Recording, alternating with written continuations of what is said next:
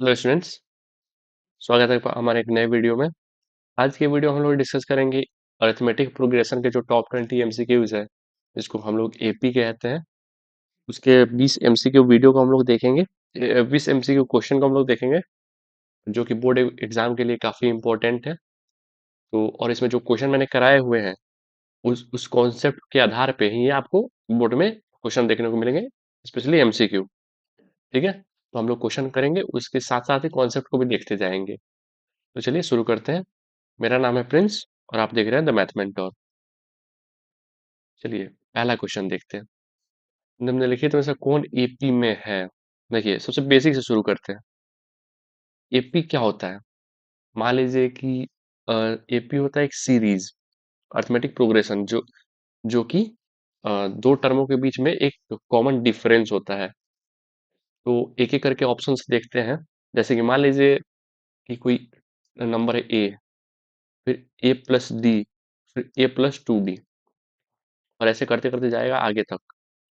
तो ये जो ए है ये पहला टर्म है, यहीं से शुरू हो रहा है एपी, और ये डी जो है कॉमन डिफरेंस है, और ये हमेशा बढ़ते जाएगा। ठीक है, और ये दोनों, इन दोनों का डिफरेंस जो होगा, मान लीजिए एक्स है और इन दोनों का डिफरेंस वो भी एक्स होना चाहिए, तभी वो एपी होगा।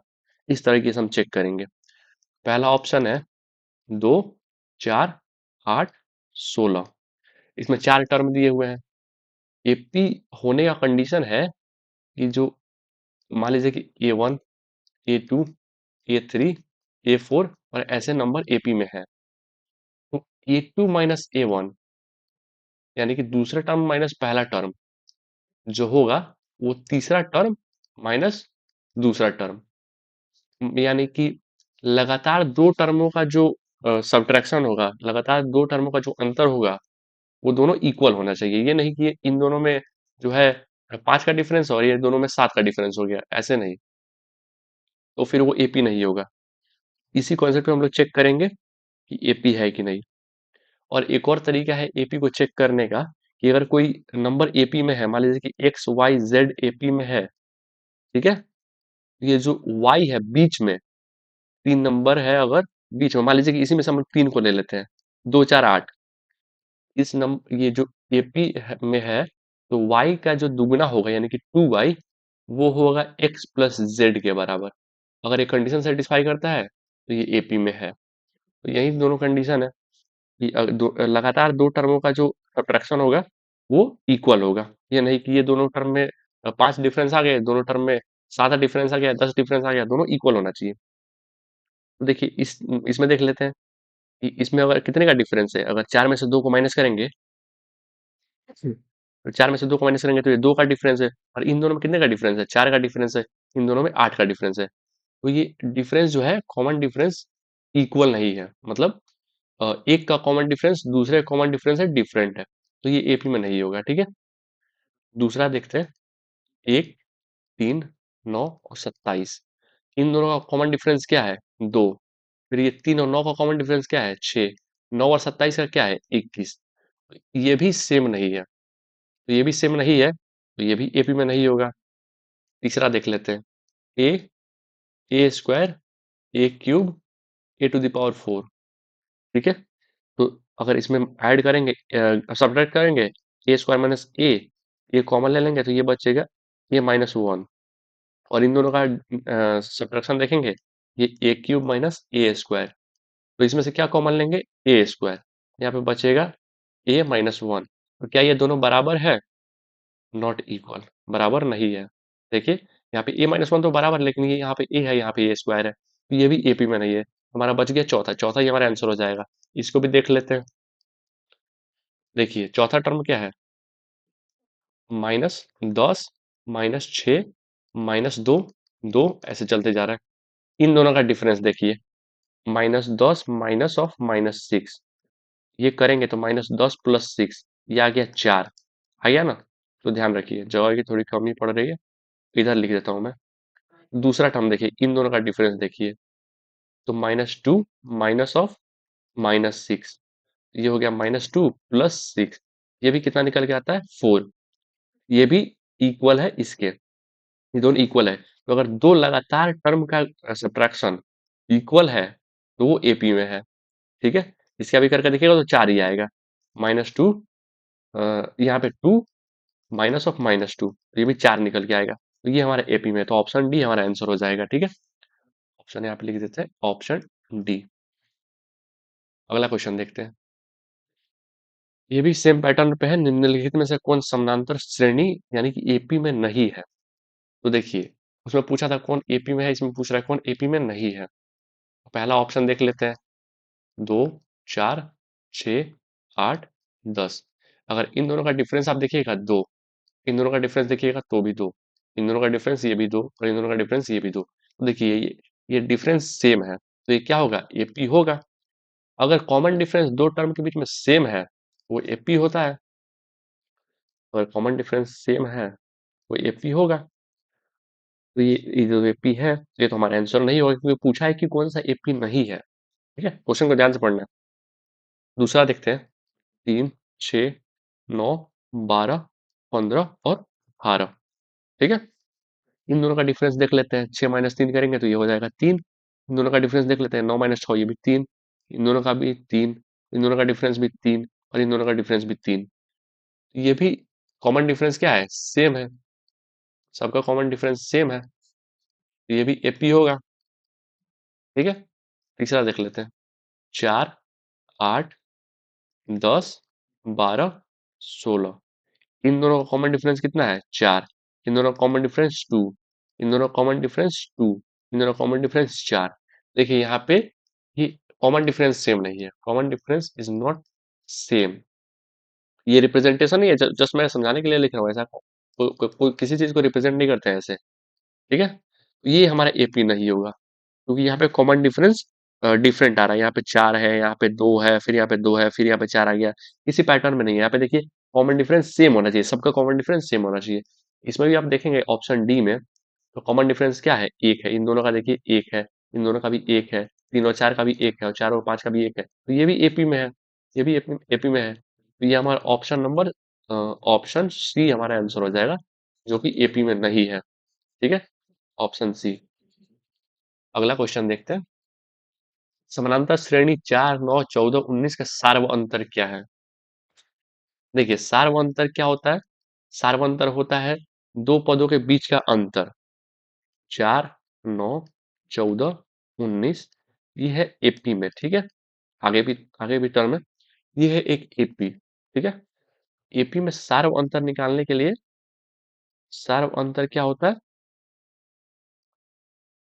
दो क्रमागत यानी कि लगातार पदों का अंतर। ठीक है, यानी कि या तो 9 और 4 का डिफरेंस, या तो 14 और 9 का डिफरेंस, या 19 और 14 का डिफरेंस, कुछ भी कीजिएगा आंसर सेम आएगा। तो 9 और 4 का ही कर लेते हैं।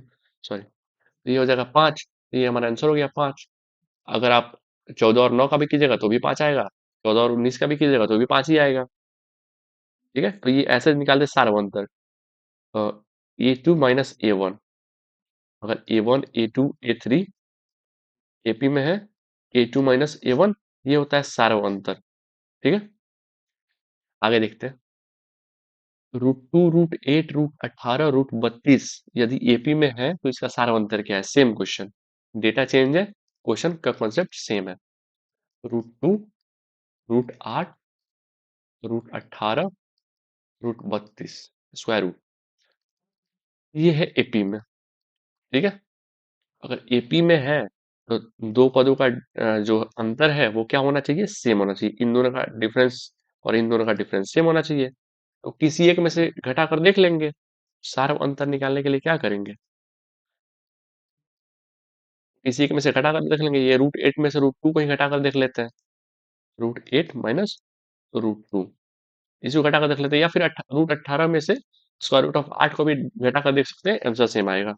तो √8 कितना हो जाएगा? 2√2 हो जाएगा, माइनस √2। 2√2 माइनस √2 क्या बच जाएगा? √2। ये हमारा आंसर हो जाएगा, ऑप्शन सी। ये हमारा आंसर हो जाएगा। इसी तरीके से आपको सार्वंतर फाइंड करने के लिए आएगा। आगे देखते हैं। यदि किसी एपी का nवां पद 5 - 3n हो तो इसका सार्व अंतर क्या होगा? देखिए क्वेश्चन क्या कह रहा है कि एपी का nth टर्म pn जो है वो क्या है 5 - 3n। ठीक है, 5 - 3n है, तो इसका सार्व अंतर क्या होगा? मान लीजिए, तो इसका पहले एपी फाइंड कर लेते हैं। n के जगह अगर हम 1 रखते हैं t1, तो ये क्या हो जाएगा 5 - 3 × 1, 5 - 3 दैट इज 2, यानी कि पहला टर्म इसका 2 है। t2 निकालेंगे तो क्या 2 n की जगह 2 रख देंगे, तो 5 - 3 × 2, तो ये निकल के आता है 5 - 6 दैट इज -1। अगर तीसरा टर्म निकालते हैं 5 - 3 × 3, ये निकल गया 5 - 9 दैट इज -4। एपी हमारा कैसा बन रहा है? अगर एपी हम लोग फॉर्म करें, वो होगा 2 -1 -4, और ऐसे ही चलते जाएगा। अब आपसे पूछ रहा है सार्व अंतर। सार्व अंतर, तो आप जानते हैं सार्व अंतर कैसे निकालते हैं? क्रमागत दो पदों का अंतर होता है सार्व अंतर। तो ये -1 में से 2 को घटा देंगे, -1 - 2, ये हो जाएगा -3। तो सार्व अंतर हमारा आ गया -3, ऑप्शन ए, ये हमारा आंसर हो जाएगा। आगे देखते हैं। छठा क्वेश्चन है, यदि x+2, 3x और 4x+1 समानांतर श्रेणी में हो तो x का मान क्या होगा? देखिए, क्वेश्चन क्या कह रहा है कि x+2, 3x, 4x+1 ये एक एपी है। ठीक है, तो हमें बताना है कि x is equal to what, x का वैल्यू क्या है। तो देखिए, ये आप दो तरीके से बना सकते हैं। जो सबसे इजी तरीका है वो मैं बताता हूँ। मैंने इसके पहले बताया था कि अगर कोई एक्स वाई जेड एपी में होती है, इसके पहले वाले स्लाइड में मैंने बताया था कि जो बीच वाले का जो दोगुना होता है 2 × y, वो क्या होता है x+z के बराबर होता है। इसको आप याद रखिएगा, बहुत इंपॉर्टेंट है कि अगर 5, 6 और 7 ये एक एपी है, कॉमन डिफरेंस 1 है। 5, 6 और 7 एक एपी है, ये जो 6 का दुगना होगा ये हमेशा इन दोनों के ऐड के बराबर होगा। देख लीजिए, 6 और 2 गुना करेंगे तो 12 हो जाएगा, और ये 5 और 7 ऐड करके ये भी 12 आएगा। कोई भी एपी हो, कोई भी एपी में बीच वाले का दुगना उसके अगल-बगल के ऐड के बराबर होता है। मान लीजिए कि आप एक एपी लेके और एक देख सकते हैं। मान लीजिए कि हम लेते हैं 5, 10, 15, 20, 25। एक एपी है ना? एपी में इसमें कॉमन डिफरेंस 5 है। ये 10 का जो दुगना होगा ये इन दोनों के ऐड के बराबर होगा। ठीक है? ये 10 दूना 20, और ये 15 और 5 20। ये जो 15 का दुगना होगा इन दोनों का ऐड के बराबर होगा। इसके आजू-बाजू के जो टर्म है उन दोनों के ऐड के बराबर होगा। 15 दूना 30, और 10 और 20 ऐड करेंगे ये भी 30 हो जाएगा। ये 20 का जो दुगना होगा वो इन दोनों के ऐड के बराबर होगा। तो ये कॉन्सेप्ट है कि बीच वाले का दुगना उसके अगल-बगल के समेशन के बराबर होता है। ठीक है? अगल-बगल वाले टर्म के समेशन के बराबर। उस कॉन्सेप्ट से हम देखे जाए तो ये 3x का दुगुना इन दोनों के एडिशन के बराबर होना चाहिए ना। ये 3 टर्म है, पहला टर्म ये है, दूसरा टर्म ये है, तीसरा टर्म ये है। तो 2 × 3x करेंगे, इसका दुगुना क्या होना चाहिए? दोनों का एडिशन, यानी कि x+2 प्लस 4x+1 ये होना चाहिए। ये करेंगे तो ये 6x आ जाएगा मल्टीप्लाई होके, इज इक्वल टू ये x है, ये 4x है, मिलके हो जाएगा 5x प्लस यहाँ पे 2 है, यहाँ पे 1 है, ये हो जाएगा 3। x को इधर लाएंगे, सब्ट्रैक्ट करेंगे, 6x - 5x is equal to 3। x क्या निकल के आ जाएगा 3, x की वैल्यू 3 है। सिंपल तरीका, तो ऑप्शन हमारा सी आंसर हो जाएगा। अब दूसरा तरीका बता देता हूँ मैं, उसके उससे सॉल्व नहीं करूंगा कि जो है दो पदों का डिफरेंस जो है वो सेम होता है, यानी कि 3x और x+2 का डिफरेंस और 4x+1 -3x का जो है वो इक्वल होना चाहिए। मेथड 2 अगर देखा जाए तो 3x - x+2, यानी कि दूसरा पद माइनस पहला पद, ये बराबर होना चाहिए किसके? तीसरे पद माइनस दूसरे पद के। तो ये काफी लेंदी हो जाएगा। ठीक है, इससे अच्छा है कि आप इससे गुना करके कर ले। तो इससे भी अगर हम करना चाहे तो कर सकते हैं। 3x ये -x - 2 हो जाएगा, इज इक्वल टू ये 4x 3x माइनस करेंगे तो ये हो जाएगा x+1। यहाँ पे ये दोनों को सब्ट्रैक्ट करने में बचेगा 2x - 2 is equal to x+1। और x को इधर लाएंगे, 2 को इधर भेज देंगे, तो 2x minus x is equal to 1+2। Simplify कर दिया, और ये x हो जाएगा घट के, यहाँ पे हो जाएगा 3। दोनों तरीके से निकाल सकते हैं, जो भी कॉन्सेप्ट आपको एग्जाम में याद हो उसके तरीके से आप निकाल सकते हैं, इससे भी आंसर सेम ही आएगा। ये दो मेथड थे, दोनों मैंने बता दिया, ऐसे हम लोग निकाल सकते हैं। ठीक है, आगे देखते हैं। यदि 2/3 ए और 2 किसी समानांतर श्रेणी के 3 क्रमागत पद हैं, ए का मान क्या होगा? सेम क्वेश्चन, सेम क्वेश्चन, वहां पे x था, यहाँ पे a है। 2/3 a और 2, ये AP के 3 टर्म है। अब इसका निकालना है हमें a का वैल्यू। ठीक है, a is equal to what? Same concept लगाएंगे कि बीच वाले का दुगना, बीच वाले का दुगना दोनों के समेशन के बराबर होता है। इसके पहले ही स्लाइड में हमने देखा, तो 2a इज इक्वल टू, यहाँ पे ले लेंगे एलसीएम, यहाँ पे हो जाएगा 2 + 6, 2a इज इक्वल टू हो जाएगा 8/3, और a इज इक्वल टू हो जाएगा 8/3 डिवाइडेड बाई 2। इसको सिंप्लीफाई करेंगे तो a इज इक्वल टू आ जाएगा 8/3 मल्टीप्लाइड बाई 1/2। यहाँ से 2 से ये कट जाएगा, 4 से a इज इक्वल टू निकल जाएगा 4/3, 4/3 निकल के आ गया। Option c, option c. आप वैसे भी निकाल सकते हैं दूसरे मेथड से, a minus 2/3 is equal to 2 minus a, ऐसे भी आप निकाल सकते हैं, दोनों मेथड सेम ही है। जिससे आपको मन करे उससे आप निकाल सकते हैं। फिलहाल मैं एक ही मेथड से निकाल रहा हूँ, क्योंकि इसके पहले वाले में मैंने दो मेथड्स बता दिया है। ठीक है, तो आप इससे भी निकाल सकते हैं, और ये जो मैंने तरीका बताया इससे भी निकाल सकते हैं। चलिए आगे देखते हैं। समानांतर श्रेणी में यदि d is equal to -4, n is equal to 7, an is equal to 4 हो, तो a का मान क्या होगा? देखिए, ये टर्म आपको समझने पड़ेंगे, d क्या है, n क्या है, an क्या है। a होता है प्रथम पद, ठीक है, प्रथम पद, प्रथम पद को a से डिनोट करते हैं। डी को डिनोट करते हैं, डी से डिनोट करते हैं सार्वअंतर को, सार्वअंतर यानी कि डिफरेंस, डी का मतलब डिफरेंस। एन से डिनोट करते हैं पदों की संख्या, नंबर ऑफ टर्म्स, पदों की संख्या।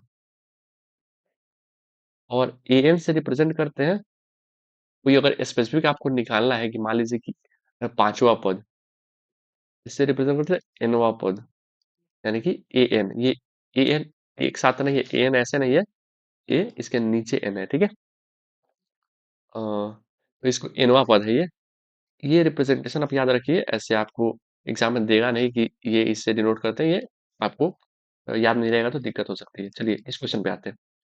इसमें ए हमें पता नहीं है, हमें पता है क्या? डी, डी बराबर -4, एन बराबर 7, और ए एन बराबर 4। हमें निकालना है ए। तो आपने ए एन का एक फॉर्मूला देखा होगा, a n is equal to a plus n-1 multiplied by D.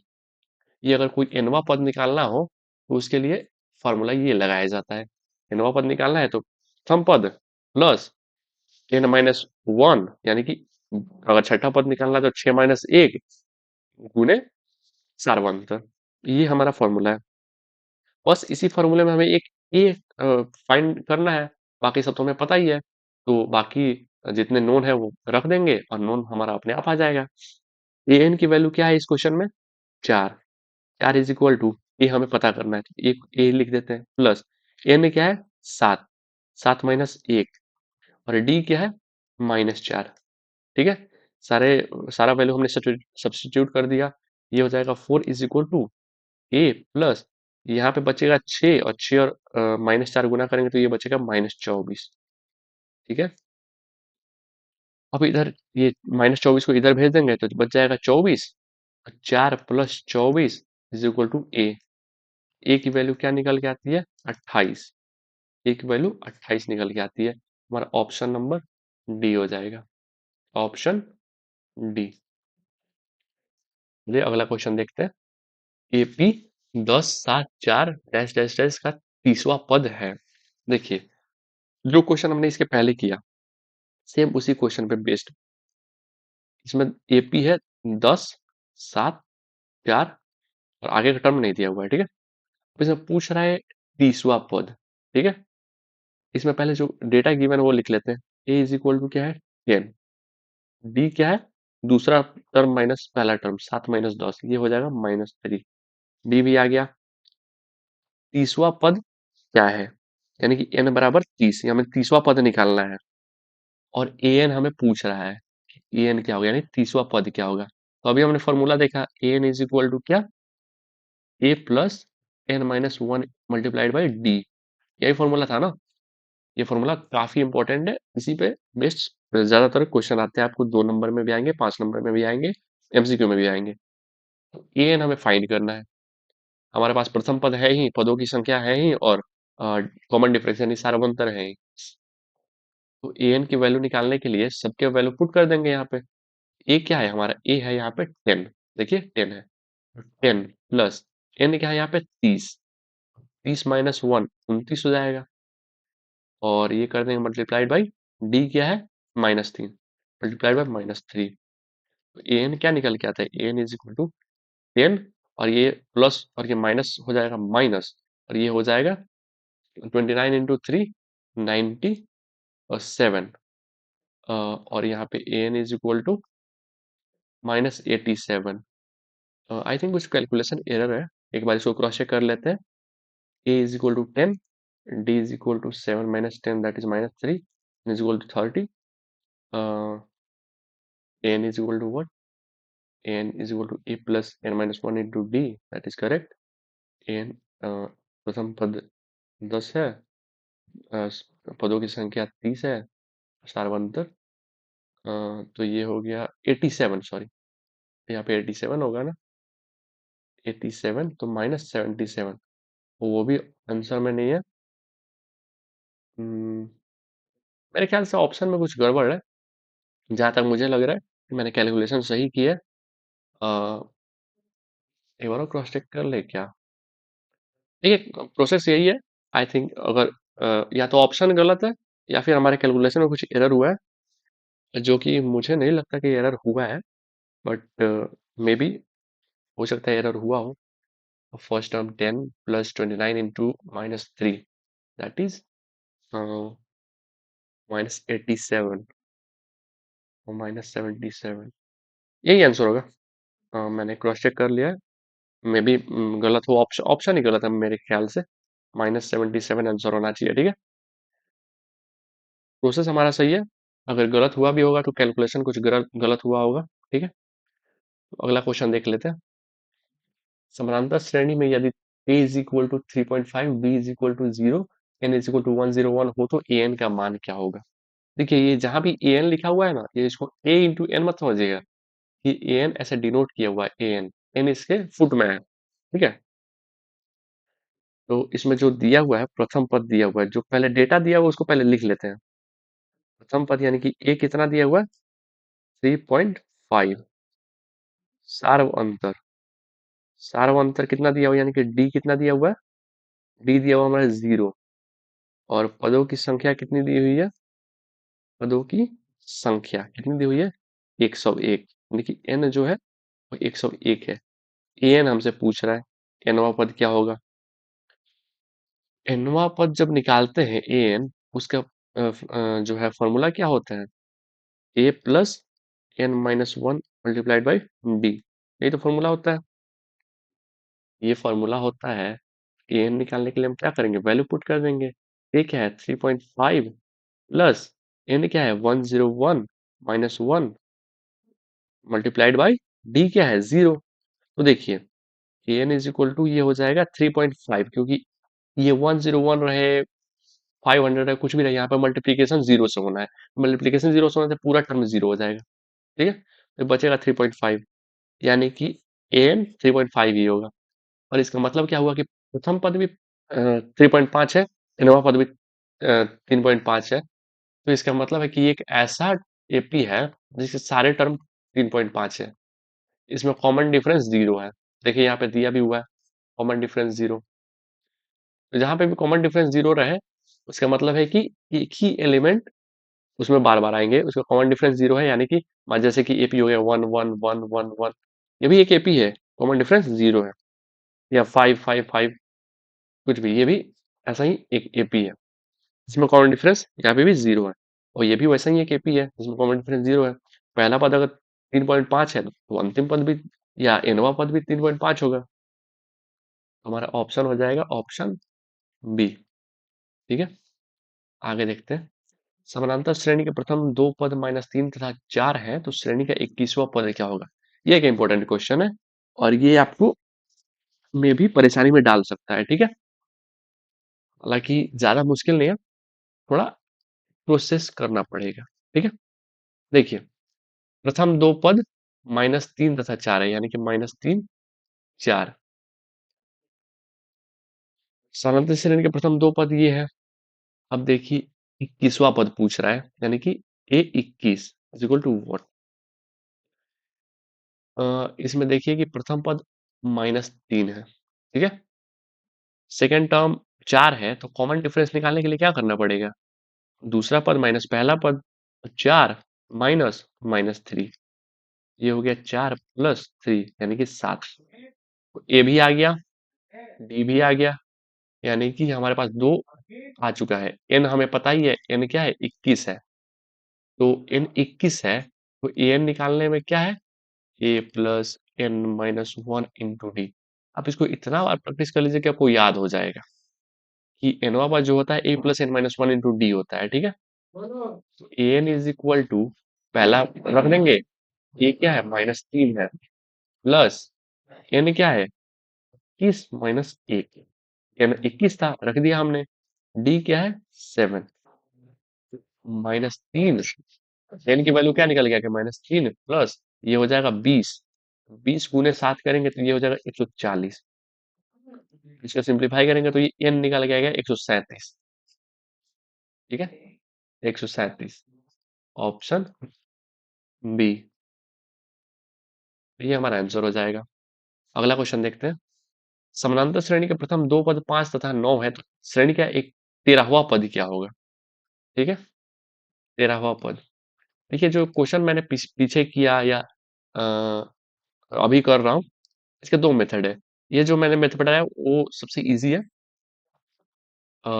इससे आप कर सकते हैं। ठीक है, प्रथम पद 5 है, दूसरा पद 9 है और आगे का पद हमें ज्ञात नहीं है। ठीक है, यानी कि ए दे दिया है, सम पद दे दिया है कितना 5, और कॉमन डिफरेंस कितना दे दिया है दूसरा पद माइनस पहला पद, तो ये हो गया 4।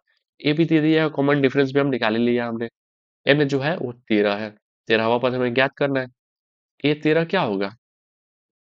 पहला term plus n minus one multiplied by common difference, यही तो होता है।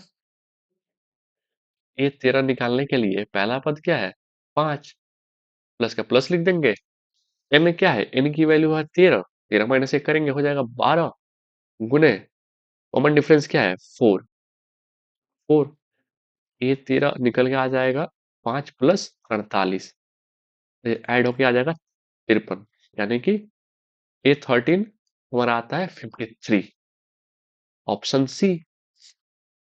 इतना सिंपल सिंपल क्वेश्चन आता है आपको। ये जो प्रोसेस है ना, ये आपको लिखना नहीं है क्वेश्चन में, आपको अगर क्वेश्चन आता है तो ये सॉल्व करते करते आपके दिमाग में आना चाहिए कि ए क्या है, एन क्या है, डी क्या है। ये आप इतना लिखेंगे तो टाइम लगेगा। ठीक है, तो ये आपके दिमाग में आना चाहिए।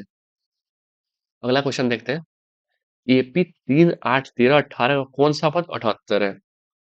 ये भी एक इंपॉर्टेंट क्वेश्चन है। इसमें आपको पदों की संख्या बतानी है कि वो पद 78 इस श्रेणी का कौन सा पद है। ठीक है, पहले एपी लिख लेते हैं।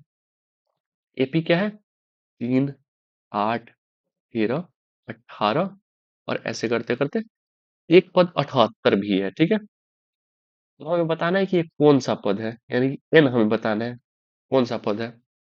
तो देखिए इसमें भी गिवन डेटा है वो लिख लेते हैं। प्रथम पद दे ही दे दिया है, यानी कि ए की वैल्यू सम पद, यानी कि ए की वैल्यू हमें दे ही दी है, क्या है 3। सार्व अंतर दे ही दिया है, यानी कि डी का वैल्यू दे ही दिया है। डी का वैल्यू क्या होता है दूसरा पद माइनस पहला पद, 8 माइनस 3, ये आ गया 5। एन हमें फाइंड करना ही है, पदों की संख्या कि कौन सा पद।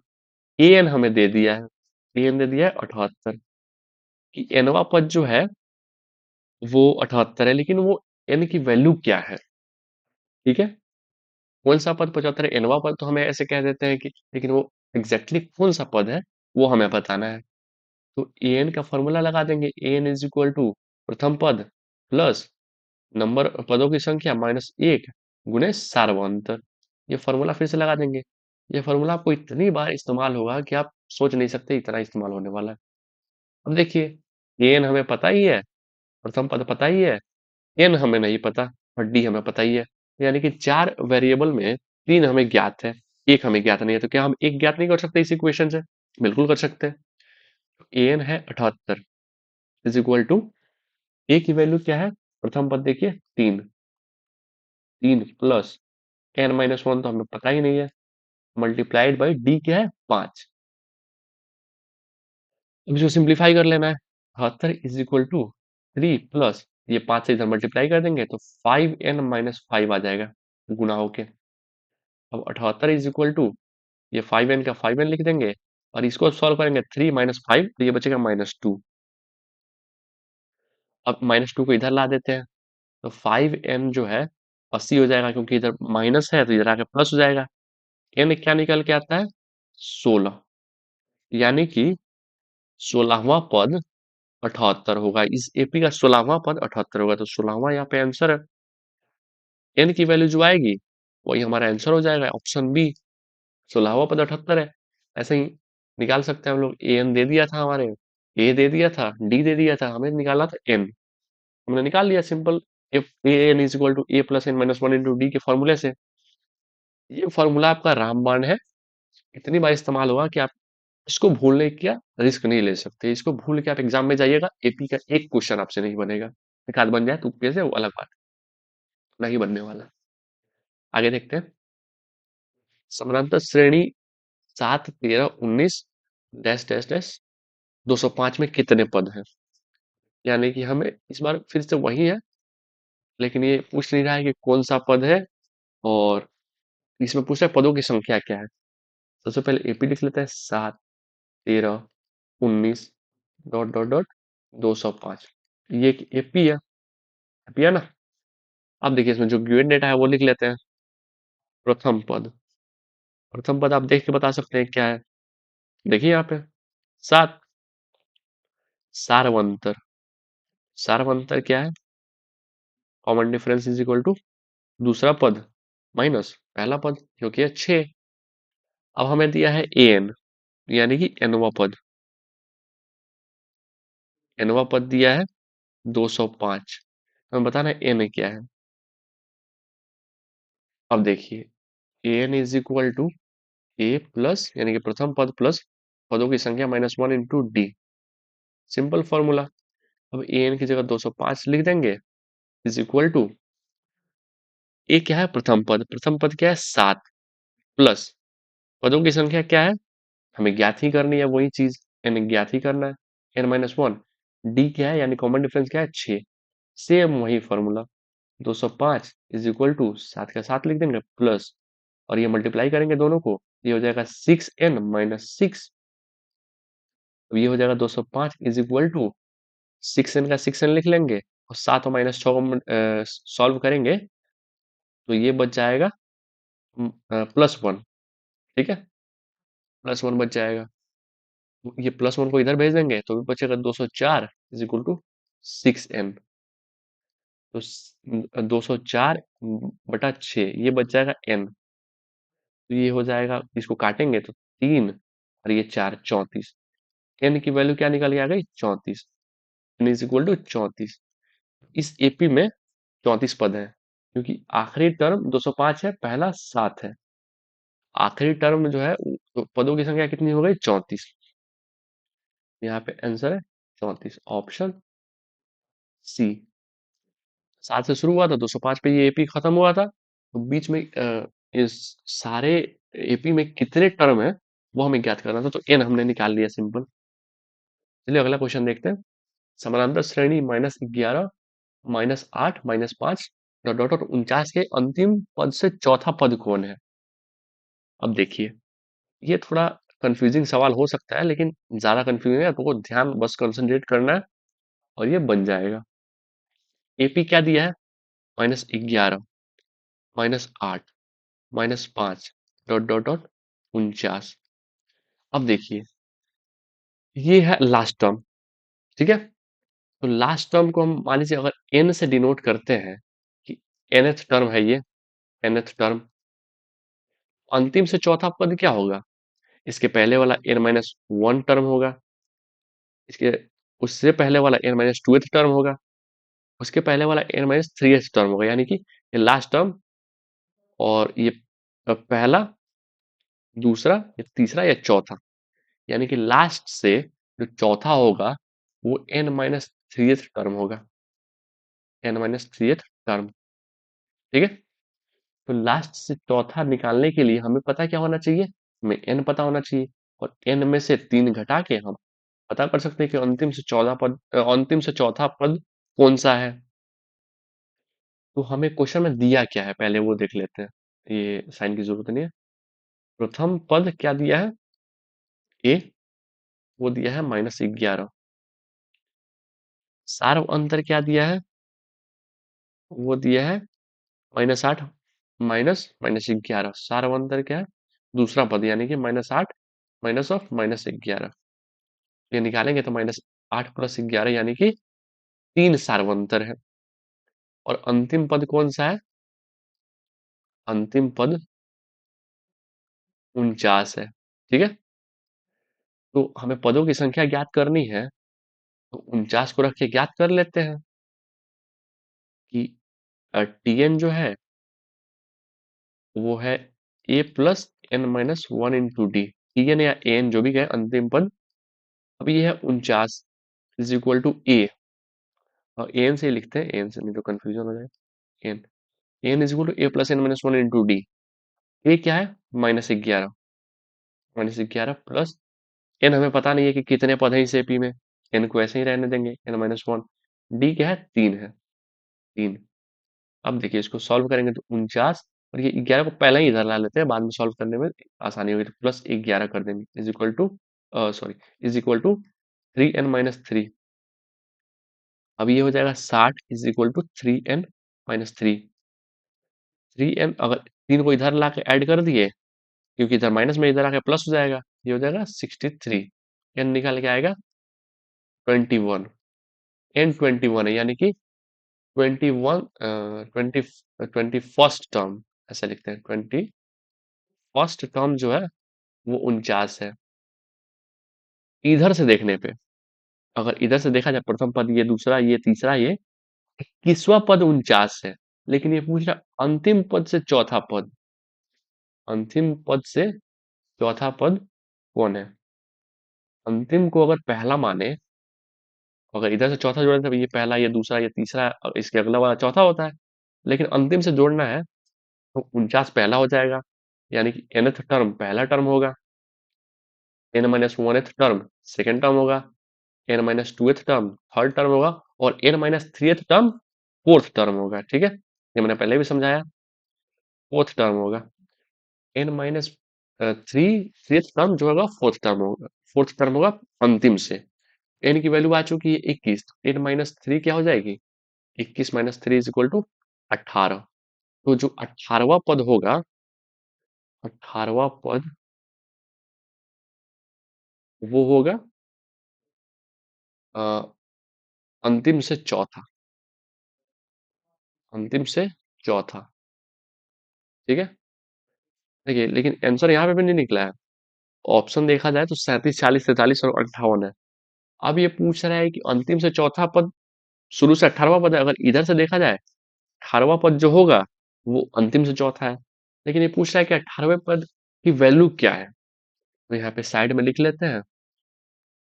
18वां पद जो है, यानी कि n इज इक्वल टू 18 पे एन A18 की वैल्यू क्या है? A18 की वैल्यू के लिए प्रथम पद plus n-1 multiplied by common difference. A क्या है? -11 प्लस 18, एक माइनस करेंगे तो ये हो जाएगा 17 गुने 3। ये 18 की वैल्यू निकल के आएगी -11 प्लस 51। ये 18 की वैल्यू हो जाएगी 40। ये है पूरा answer, option b. Option b. हमें पहले एपी दिया गया था, उसमें शुरू के पद थे, अंतिम पद था, और फिर उससे पूछा गया कि अंतिम से चौथा पद कौन होगा। अंतिम से चौथा पद वो होगा जो n माइनस थ्री टर्म होगा। तो n माइनस थ्री हमने निकाला, तो शुरू से जो 18वां पद होगा वो अंतिम से चौथा पद होगा। तो शुरू से जो 18वां पद है उसकी वैल्यू क्या है, उसकी वैल्यू हमने यहाँ पे निकाली, उसकी वैल्यू है 40। 40 हमारा आंसर हो जाएगा। ठीक है, थोड़ा लेंदी क्वेश्चन था, ऐसे क्वेश्चन एमसीक्यू में आ सकते हैं। अगला क्वेश्चन देखते हैं। समानांतर श्रेणी -10 -6 -2 2 डॉट डॉट डॉट 34 में कितने पद है। फिर से वही कॉन्सेप्ट, इसके पहले जो इसके पहले के पहले जो हमने किया था वो कॉन्सेप्ट है। समानांतर श्रेणी क्या दिया है, -10 -6 -2 2 डॉट डॉट डॉट 34। प्रथम पद क्या दिया है, प्रथम पद यानी कि ए क्या दिया है, -10। सार अंतर क्या दिया है, सार अंतर नहीं, कॉमन डिफरेंस क्या दिया है, दूसरा टर्म -6 माइनस पहला टर्म -10 -6 + 10 यानी कि 4। सारवंतर 4 है। पदों की संख्या हमें ज्ञात नहीं है, वही हमें ज्ञात करनी है। पदों की संख्या यानी कि m क्या है वो हमें ज्ञात करनी है। और अंतिम पद कौन है, 34। अंतिम पद 34। तो ये जो जो अंतिम पद होगा 34, वही उतने ही पदों की संख्या होगी। अगर 10वां पद 34 है तो पदों की संख्या 10 हो गई। तो हमें पता करना है कि 34 जो वैल्यू है वो कौन से पद की वैल्यू है। N is equal to, formula अगर लगाएंगे ए प्लस यानी कि first term plus n-1 into d, यानी कि जो 34 है वो कौन सा पद है, तो पदों की संख्या भी निकल जाएगी क्योंकि अंतिम पद ही पदों की संख्या होगी। प्रथम पद के वैल्यू रख देंगे, क्या है, -10 प्लस n-1। n हमें पदों की संख्या पता ही नहीं है तो n-1 को ऐसे ही रहने देंगे। कॉमन डिफरेंस क्या है, 4, तो 4 से गुना कर देंगे। ठीक है, अब ये 10 को इधर आके ऐड कर लीजिए क्योंकि इधर माइनस में इधर आके हो जाएगा प्लस। तो ये 34 और 10 ऐड करेंगे हो जाएगा 44 इज इक्वल टू, इधर मल्टीप्लाई करेंगे तो ये हो जाएगा 4n-4। फिर ये 4 को इधर लाएंगे, ये ऐड हो जाएगा, फिर से हो जाएगा 48 इज इक्वल टू 4n। आपका n क्या निकल के आता है, n निकल के आता है 12। तो 12 इस एपी में 12 पद है। ठीक है, और 12वां पद कौन सा है, 34 है, यानी अंतिम पद ही 12वां पद है और 34 है। तो पदों की संख्या हमसे पूछा था कितने पद है, तो हो जाएगा 12, ऑप्शन डी। अगला क्वेश्चन देखते हैं। यदि एपी का 7वां और 13वां पद क्रमशः 34 + 64 हो, 18वां पद क्या होगा। देखिए, इसके पहले हमने एक क्वेश्चन किया था जिसमें दिया हुआ था कि प्रथम और द्वितीय पद ये है, कोई वैल्यू दी हुई थी, और पूछा था 18वां पद क्या होगा, 16वां पद क्या होगा, ऐसे क्वेश्चन थे। प्रथम और द्वितीय दिया हुआ था, तो उसमें तो हमने बहुत आसानी से निकाल लिया कि प्रथम पद ये है, दूसरी द्वितीय पद ये है, तो प्रथम पद दिख ही रहा है, और द्वितीय पद से प्रथम पद को घटा के हमने सारवंतर निकाल लिया, फिर निकाल लेते थे। इसमें प्रथम और द्वितीय नहीं दिया हुआ है। 7वां पद क्या है, A7। A7 जो है वो है 34, और A13 जो है वो है 64। यानी कि 7वां पद 34 है, 13वां पद 64 है। हमसे पूछ रहा है ए A18 क्या होगा, A18 is equal to what, यानी कि 18वां पद क्या होगा। तो देखिए, A7 के लिए अगर हम लिखेंगे, A7 का फॉर्मूला क्या होगा, A7 इज इक्वल टू प्रथम पद A plus n-1 multiplied by D. A7 कितना है, 34। 34 इज इक्वल टू प्रथम पद कितना है, हमें ज्ञात नहीं है, तो इसको ऐसे ही रहने देते हैं, प्लस n-1। n क्या है, 7 पद, 7वां पद क्या है, 34, तो n 7 है, और -1 करेंगे तो ये हो जाएगा 6, 6 मल्टीप्लाई बाई डी। तो ये निकल के आता है a plus 6d is equal to 34। इसको आप मान लीजिए पहला इक्वेशन। ठीक है, इसको आप रख लीजिए, इसको स्टोर करके, ऐसे काम आगे आएगा। फिर देखिए, A13 जो है यानी कि 13वां पद वो है 64। ये भी वैसे ही होगा, प्रथम पद plus n-1 into d is equal to 64, यानी कि प्रथम पद प्लस n की संख्या क्या है, 13 है, 13 minus 1 12 d is equal to 64। ये भी इक्वेशन निकल के आ गया, इसको आप मान लीजिए इक्वेशन 2। ठीक है, अब इक्वेशन 1 और इक्वेशन 2 आ गया, हमारे पास दो इक्वेशन है, इक्वेशन 1 इक्वेशन 2, हमारे पास दो वेरिएबल है ए और डी। क्या दो इक्वेशन से दो वेरिएबल नहीं निकल सकते? बिल्कुल निकल सकते हैं। इक्वेशन 2 से इक्वेशन 1 को हम माइनस कर देते हैं।